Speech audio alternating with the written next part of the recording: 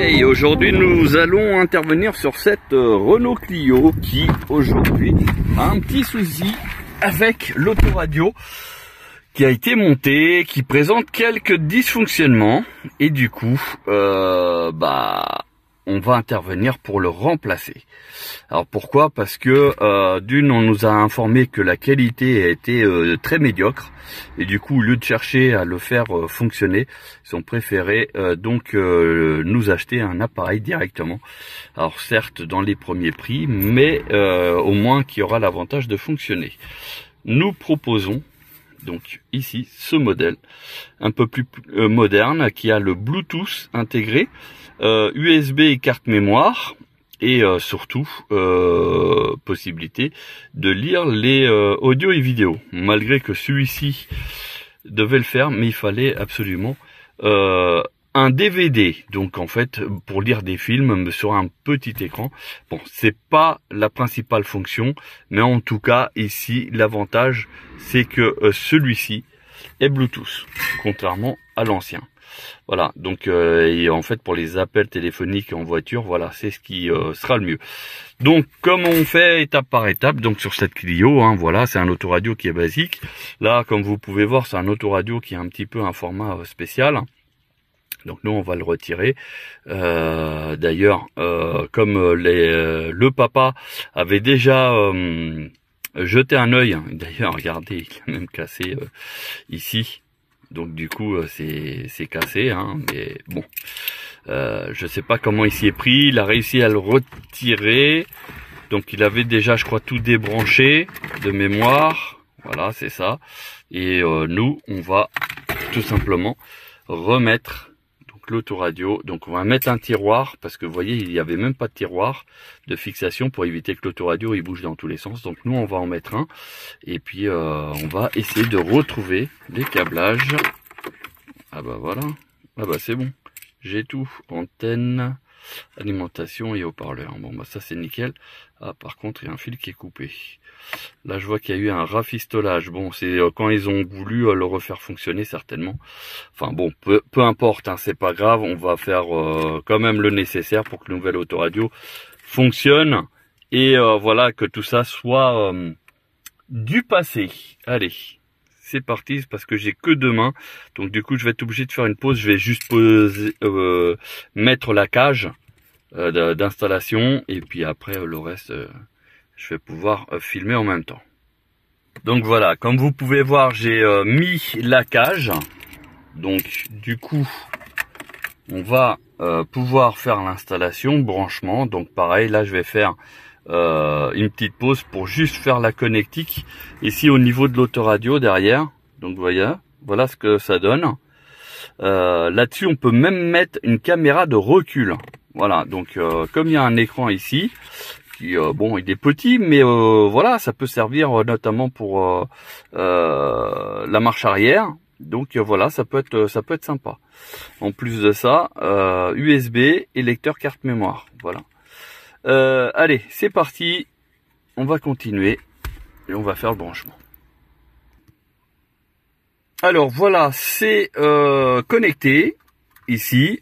On a tout mis en place, donc maintenant on va le mettre à l'intérieur. Bon, je crois que je vais avoir du mal avec une main. Ouais, je vais avoir du mal. Je vais reprendre la vidéo. En fait, vous voyez, l'autoradio il est là. Je vais juste le remettre en place comme il faut. Alors voilà, je vais l'enquiller. Voilà, et tout à l'heure je ferai le kick. Donc là, la clé de la voiture, on la met bien dans le Neumann. On tourne comme si le moteur était en route et logiquement l'autoradio doit s'allumer. Bon, ça déjà c'est une bonne chose. Il s'allume.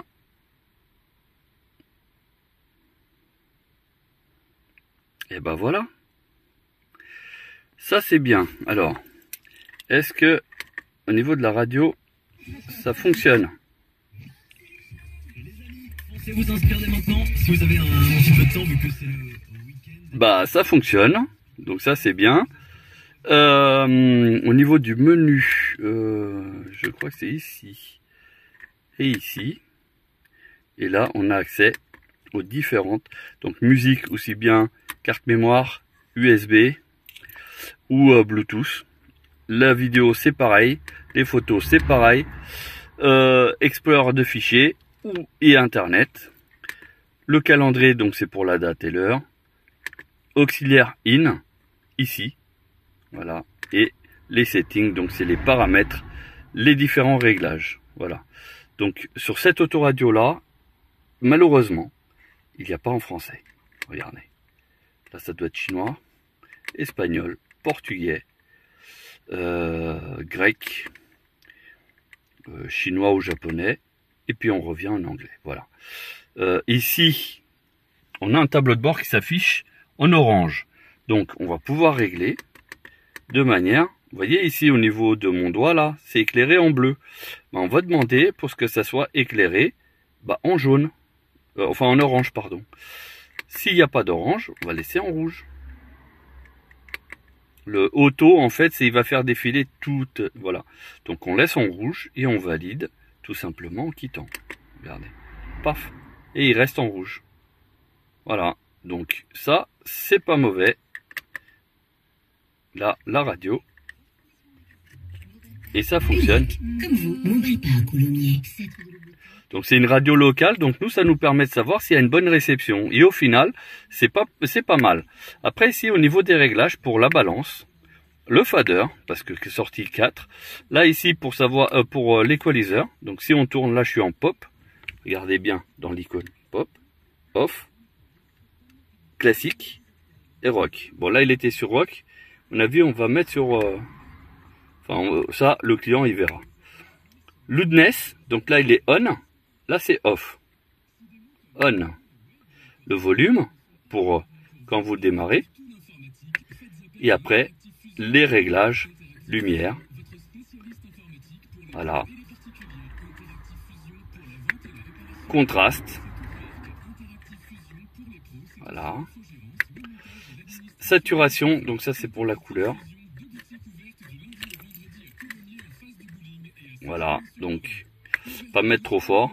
Et ça c'était la netteté il me semble. Bon, on voit pas grand chose parce que c'est déjà pas mauvais. Voilà, et après on revient. Et après bien sûr, décrocher le téléphone, raccrocher, le Bluetooth logo il est là. Voilà, donc c'est un autoradio qui est assez complet et voilà, qui peut éventuellement suffire pour la majorité des personnes, surtout qui ont des véhicules ancienne génération. Ou alors tout simplement qui cherchent une solution pour avoir un USB ou lecteur carte mémoire, donc qui est ici. Regardez. Voilà. Lecteur carte mémoire en haut, USB en bas, vous pouvez mettre une clé, voire même votre téléphone portable pour le charger, par exemple, si jamais votre allume-cigare est défectueux. Hein, donc ça peut être pas mal. Et puis,